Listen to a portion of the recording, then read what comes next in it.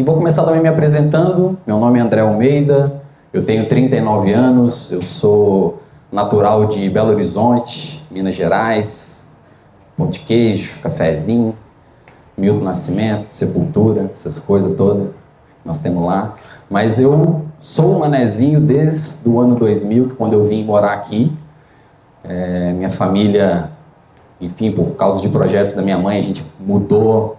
Assim como você falou, também me mudei muito. Dos meus 6 anos de idade até os meus 15, que foi quando eu cheguei aqui, eu morei em 8 cidades diferentes, 5 estados diferentes. E tudo isso me colocou sempre numa necessidade de adaptação muito grande, de estar tendo o tempo todo que deixar laços, desfazer, não por completo, mas deixar pessoas, né, para trás, assim, ter que criar novos laços. Naquela época a gente não tinha essa facilidade da rede social de hoje, que a gente se comunica com tanta facilidade. Então era sempre uma dor. Mas o fato é que aqui estou desde o ano 2000, me considero um manezinho, porque aqui eu constituí a minha família, que é uma família ao estilo mosaico. Não sei, para quem não conhece, uma família onde nós temos 3 crianças na nossa casa, eu tenho uma filha mais velha. Na verdade, eu vou começar falando que eu sou casado com a Carolina. Eu tenho uma filha mais velha de um relacionamento anterior chamado Flora, que tem 10 anos. A Carolina tem um filho, que é o meu enteado, o Caetano, que tem 9 anos de um outro relacionamento. E juntos nós temos a Ruth. Então nós temos aí uma composição bem engraçadinha, assim. O nosso ciclone bomba, assim, quando a galera tá junto, é uma maior loucura, né?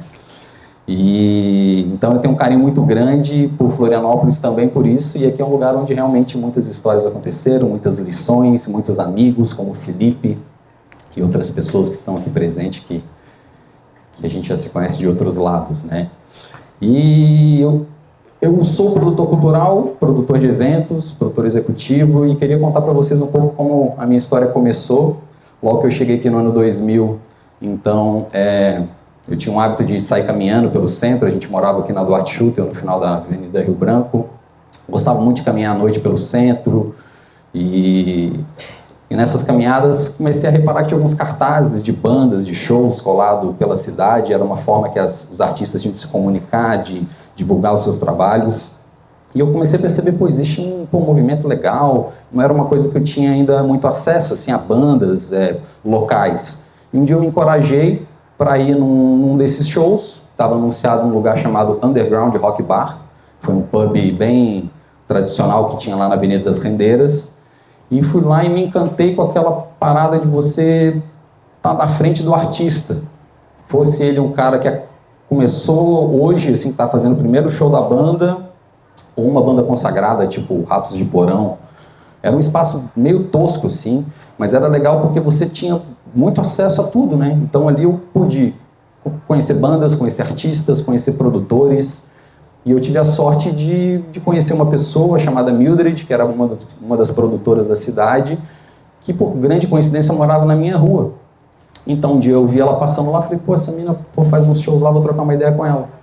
Vou arrumar já uma primeira amiga aqui na cidade. E aí, nessa troca, ela disse, e aí, tu também gosta, então vamos fazer alguma coisa junto, vamos organizar um festival. E aí eu fiquei meio de assistente dela ali, ajudando a produzir um dos eventos dela. Na época foi chamado Festa do Hardcore. Então nós reunimos 15 bandas num espaço lá no norte da ilha, onde hoje é o Tican, terminal de Canasvieiras. Lá tinha uma casinha que era uma sede social da Real Color, que era aquela marca de filme fotográfico. Eles tinham uma sede social, a gente descobriu lá através de conversas que dava para alugar lá, era um espaço, dava para fazer um rango, dava para botar um palco. Fizemos e ali foi minha primeira aventura. E nessa aproximação eu fui entendendo que, eu acho que dá para eu aprender um instrumento também. Acho que não é uma coisa assim tão distante, né? Às vezes quando a gente vê o artista, a gente associa uma coisa meio mágica, né? Tocar um instrumento, será que o cara tem que nascer com esse talento? E acho até que muitos deles nascem, mas também dá para você se dedicar e aprender. E eu falei, vou aprender a tocar um instrumento, comecei a estudar o contrabaixo e usei o contrabaixo como uma das formas de eu poder, enfim, estar um pouco mais inserido dentro dos projetos, junto das pessoas. E a partir daí, então, a minha história com a música foi ficando um pouco mais... fui me envolvendo ainda mais além da questão da produção de eventos, né? Eu tive as bandas como uma oportunidade de promover shows, organizar turnês. Então foi um laboratório bem interessante assim, de poder, enfim, aprender a desenvolver projetos e tudo mais. Só que dentro de mim essa questão do pulso da produção sempre falou mais alto do que a questão do instrumentista. Eu estava inserido nas bandas muito mais com o interesse de produzir do que de tocar. Eu estava lá sempre mais pensando no figurino, pensando na turnê, pensando em como que a gente vai se comunicar, do que em ser um bom baixista, em ser o melhor, ter uma técnica muito apurada, né? Então, o que me pulsa sempre foi a questão da produção, e o instrumento era uma coisa que realmente era uma forma de me manter ali dentro. Então, enfim, chegou um momento da minha vida lá em 2014, quando eu virei pai. Eu fiquei super preocupado, assim, que eu vivia numa realidade já trabalhando e vivendo de música. Eu faço isso desde sempre, desde 2001 eu vivo de música e de produção de eventos.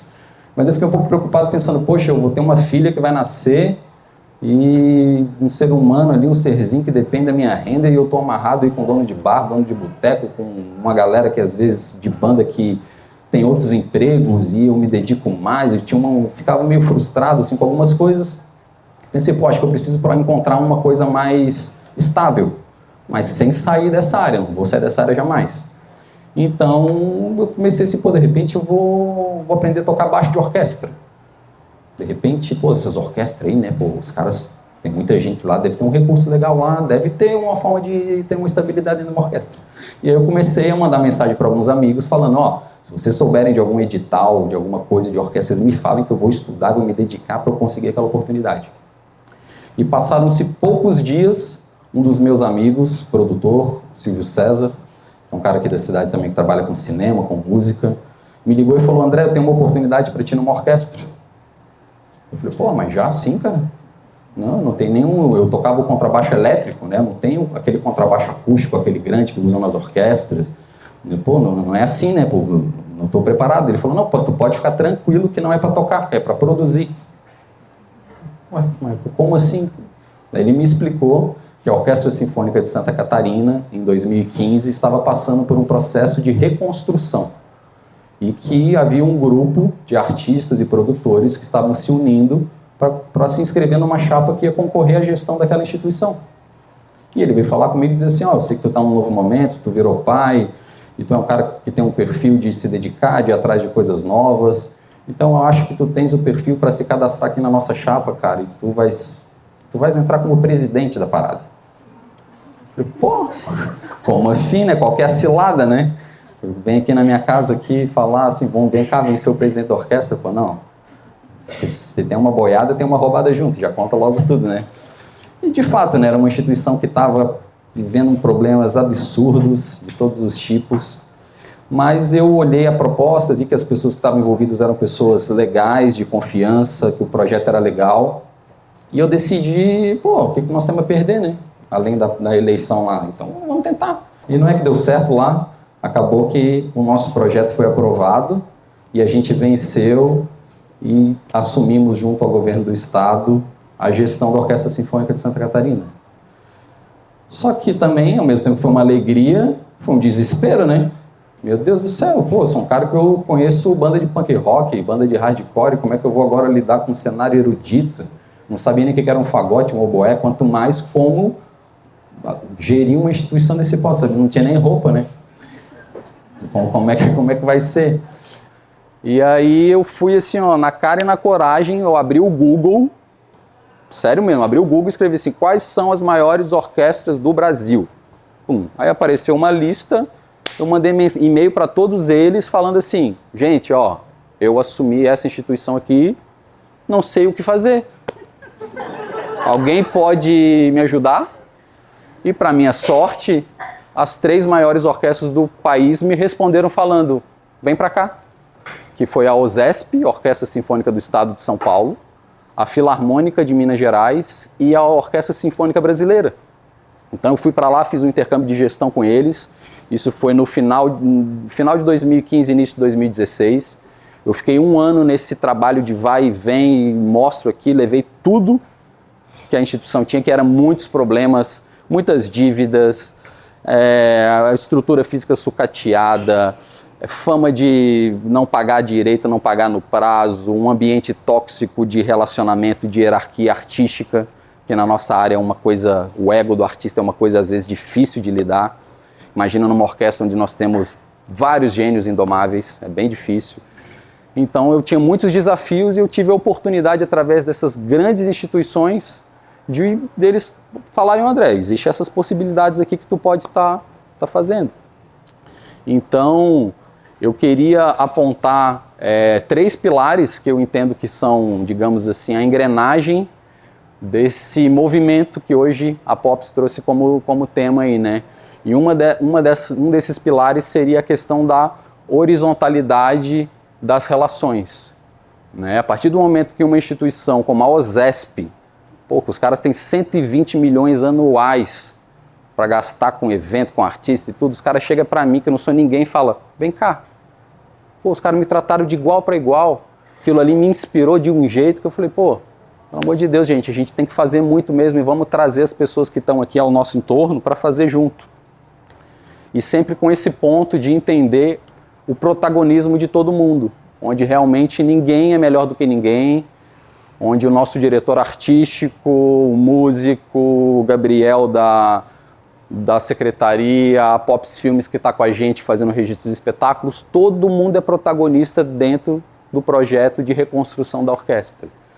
E isso também se equivale para o tratamento humano, né, das pessoas, né?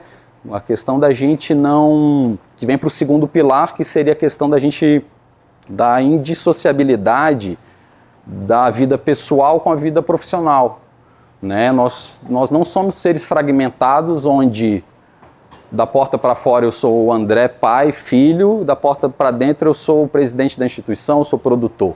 Tudo está muito amarrado, nós somos uma coisa só, e a partir do momento que a gente leva isso para o nosso coletivo, a gente fortalece essa comunicação, fica mais fácil da gente poder, enfim, né, poder acolher todas as demandas e entender as pessoas que fazem parte da nossa construção, da nossa reconstrução, né? Quando eu tenho lá um músico que tem um filho, igual nosso amigo ali está com o filho dele, eu tenho lá um músico que está super preocupado porque hoje tem ensaio, mas a minha rede de apoio hoje não está tão disponível para ficar com o meu pequeno, e a gente olhar para aquilo e falar: cara, fica tranquilo, traz teu filho para cá, aqui tu continua sendo pai aqui dentro tu não tem que ser só um músico, aqui tu é quem tu é mesmo.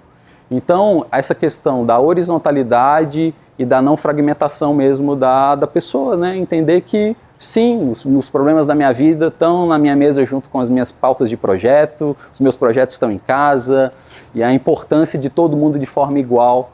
Eu acho que são 2 pilares que eu queria passar para vocês e que leva a gente para um terceiro ponto, que acho que é uma consequência disso tudo, que é a gente poder ir além dos muros das instituições, no sentido de a nossa contribuição com a sociedade que a gente vive ou como a gente deseja mudar o planeta, assim, de uma forma bem humilde, bem... enfim, o nosso desejo mesmo, a gente parece pouco às vezes como indivíduo, mas a gente é muito na construção do mundo melhor que a gente deseja, né? Então, a partir do momento que a gente fortalece essa mensagem de que, cara, vem pra cá, traz o teu filho, trabalha aqui com a gente, sabe, de tratar todo mundo de igual para igual, não tolerar que, independente do salário, do cargo, do diploma, você não pode tratar ninguém com o nariz empinado. Eu acho que isso acho que são os 3 pilares assim que eu queria colocar, que eu acho que são as coisas que realmente me mantêm em movimento junto com essa minha história. E eu acho que é isso aí que eu tinha que falar para vocês. Muito obrigado aí pela oportunidade. É um prazer estar aí e acho que é isso. Valeu!